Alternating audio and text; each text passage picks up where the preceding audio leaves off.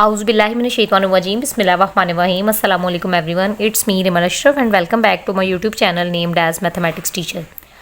जैसा कि अगर आप लोगों ने प्रीवियस वीडियोस देखी हैं तो उसमें आपने देखा कि हम लोगों ने 3.2 के क्वेश्चन नंबर 1, 2, 3 और उसके अलावा 4, 5 जो क्वेश्चन है वो कर लिए और 6 भी कर चुके हैं। अब आज हम लोगों ने स्टार्ट करना है क्वेश्चन नंबर 7। क्वेश्चन नंबर 7 की स्टेटमेंट अगर मैं आपको जूम कर दिखाऊँ तो लिखा हुआ है इन आ class of 55 students, 34 like to play cricket, 30 like to play hockey.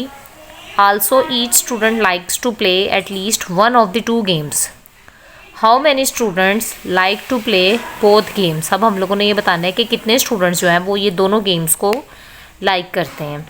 तो अगर आप ये देखें तो ये यूनियन और इंटरसेक्शन वाले क्वेश्चन से हटके हमारे पास वर्ड प्रॉब्लम्स आ गई हैं। तो अगर आप अपनी बुक के पेज नंबर लिखा हुआ है रियल वर्ल्ड एप्लीकेशंस जो है इसको अगर सॉल्व करना है तो हम लोग इनको सॉल्व करते हैं। जो एक मेथड है जिसको हम लोग कहते हैं the cardinality of a set. अब कार्डिनैलिटी ऑफ अ सेट को जो है वो मैं एक्सप्लेन करती हूँ। Number of elements of a set. Cardinality का मतलब होता है कि पूरे एक प्रॉपर सेट में कितने नंबर्स ऑफ एलिमेंट है। The cardinality of a set is basically the size of the set. For a non-empty set A, the cardinality of a set is denoted by n of A. कहते हैं कोई सा भी non empty set हो सकता है।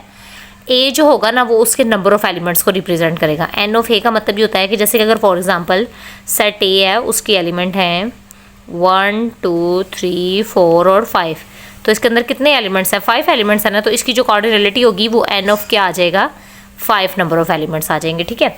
If a is equal to ये value a की दी हुई है then n of a is equal to 6। कैसे? क्योंकि इसमें अंदर कितने एलिमेंट्स हैं? 1, 2, 3, 4, 5, 6 एलिमेंट्स हैं। To find the cardinality of a set we use the following rule called inclusion and exclusion principle. ये जो है ना ये हम लोग इसको क्या कंसिडर करते हैं। अगर हम लोगों ने किसी भी सेट की कार्डिनैलिटी फाइंड करनी है तो हम लोग कौन सा रूल इस्तेमाल करते हैं? Inclusion and exclusion principal. अब अगर 2 सेट की इंक्लूजन या एक्सक्लूजन फाइंड करनी है तो उसका फॉर्मूला ये रहा, और अगर हम लोगों ने 3 सेट्स की फाइंड करनी है तो उसका फॉर्मूला ये रहा। अब हम लोग देख लेते हैं कि हमारे क्वेश्चन में कितने सेट्स थे। हमारा जो क्वेश्चन है वो है क्वेश्चन नंबर 7 जिसमें लिखा हुआ है in a class of 55 student 34 likes to play cricket and 30 likes to play hockey. अच्छा जी, अब देखें जी क्या बात है कि 34 जो स्टूडेंट्स थे वो क्रिकेट खेल रहे हैं और जो उन क्रिकेट लाइक करते हैं, और जो 30 स्टूडेंट्स हैं वो हॉकी लाइक करते हैं। मतलब कितनी वैल्यूज़ के बारे में बात की जा रही है? 2 वैल्यूज़ की। एक तो है क्रिकेट और दूसरी क्या है? हॉकी है। अब हम लोगों ने इट मीन्स हम लोगों ने 2 वैल्यूज़ वाला जो है वो फॉर्मूला अप्लाई करना है। तो 2 वैल्यूज़ के लिए जो कार्डिनैलिटी फाइंड करनी है उसका फॉर्मूला क्या है? n of a union b that is equal to n of a plus n of b minus n of a intersection b। अगर कार्डिनैलिटी में यहाँ पे यूनियन आएगा तो आप देख रहे हैं कि आगे इन दोनों सेट्स की क्या आएगी? इंटरसेक्शन आएगा। ठीक है, ये फॉर्मूला आपको याद होना चाहिए। आगे उन्होंने लिखा है a union b and a intersection b are also finite. Finite का मतलब होता है काउंटेबल कर सकते हैं, हम लोग इनको काउंट कर सकते हैं। ये बात नहीं है जैसे अगर नेचुरल सेट होंगे, नेचुरल नंबर्स का सेट होगा तो वो तो हम लोग काउंटिंग कर सकते हैं ना। तो इसलिए नंबर ऑफ एलिमेंट्स पता होंगे a यूनियन b के भी और a इंटरसेक्शन b के भी। अब जो है वो हम लोग अपने क्वेश्चन नंबर 7 की तरफ चलते हैं। ये देखिए अब क्वेश्चन में लिखा हुआ है in a class of 55 students 34 like to play cricket. मतलब हमारे पास टोटल नंबर ऑफ स्टूडेंट्स कितने हैं? 55 स्टूडेंट्स हैं। तो इट मीन्स हमारे पास n a यूनियन b मतलब टोटल है ना। यूनियन में आपको पता है सारे के सारे एलिमेंट्स आ जाते हैं। n a यूनियन b कितने आए हैं हमारे पास? 55। अब आगे देखें 34 लाइक टू प्ले क्रिकेट। इधर आप लिख सकते हैं n ऑफ a। तो n ऑफ a क्या है? Students who like to play cricket, ये n ऑफ a है। और n ऑफ b क्या है हमारे पास? सेकंड वैल्यू कौन सी है? वो स्टूडेंट जो हॉकी लाइक करते हैं। Students who like to play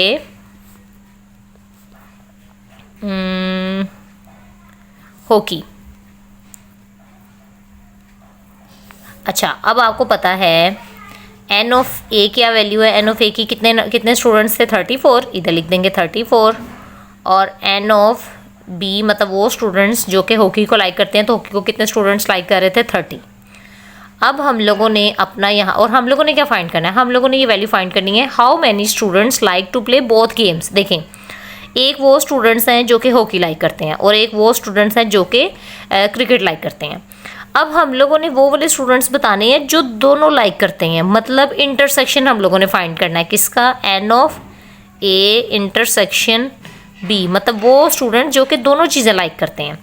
हम लोगों ने क्या फाइंड करना है, n of A intersection b, ये चीज़ अब हम लोगों ने फाइंड करनी है। अब इसका जो फॉर्मूला है इसमें कितनी दो चीज़ों के दरमियान में कोऑर्डिनैलिटी आ रही है, दो वैल्यूज़ के दरमियान में, एक थी हॉकी और दूसरा था क्रिकेट।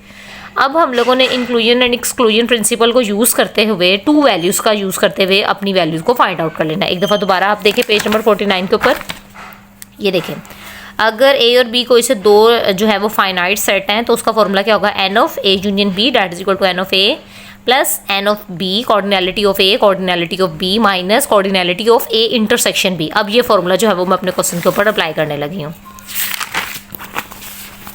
तो ये यहाँ पे देखें, N of A union B that is equal to cardinality of A plus cardinality of B minus cardinality of A intersection b.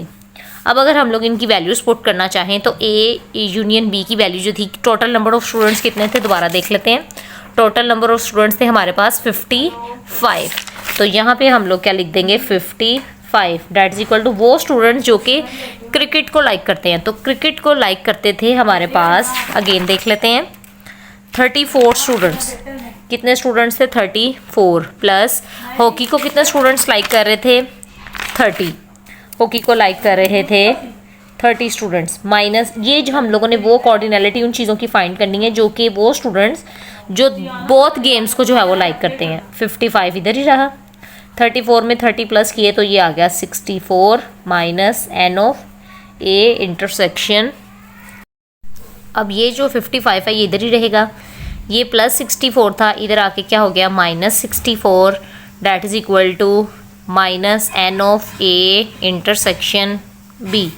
दोनों की वैल्यूज़ को माइनस किया तो आंसर आ गया -9 और minus n of A intersection b. ये minus की minus से कटिंग हो गई, तो वो स्टूडेंट्स जो कि बोथ क्रिकेट और हॉकी को लाइक करते थे वो कितने स्टूडेंट्स थे, 9।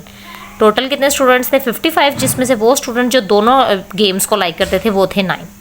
लिखा हुआ है, in a group of 500 employees 250 can speak Urdu, 150 can speak English, 50 can speak Punjabi, 40 can speak English and Urdu, 30 can speak both English and Punjabi, 10 can speak Urdu and Punjabi, how many can speak all the languages। अच्छा, अब इसका मतलब ये है कि एक 500 employees का जो है वो एक ग्रुप है जिसमें से जो 250 एम्प्लॉयज़ हैं ना वो बोलते हैं उर्दू, 150 जो हैं वो इंग्लिश में बात करते हैं और 50 जो हैं वो पंजाबी में बात करते हैं।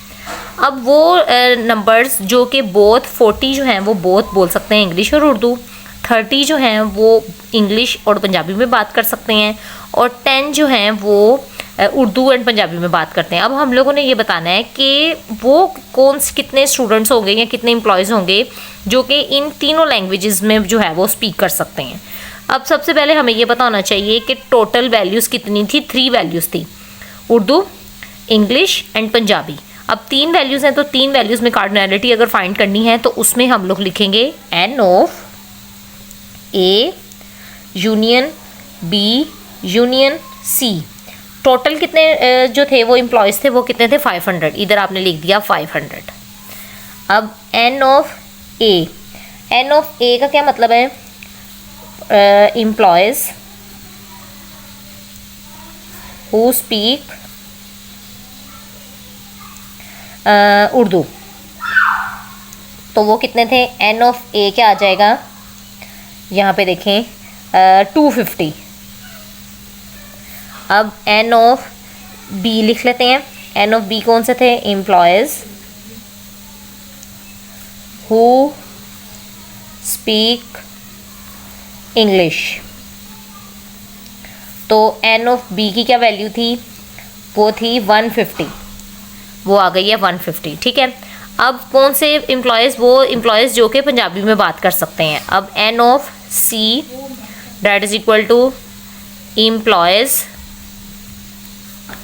Who speak Punjabi,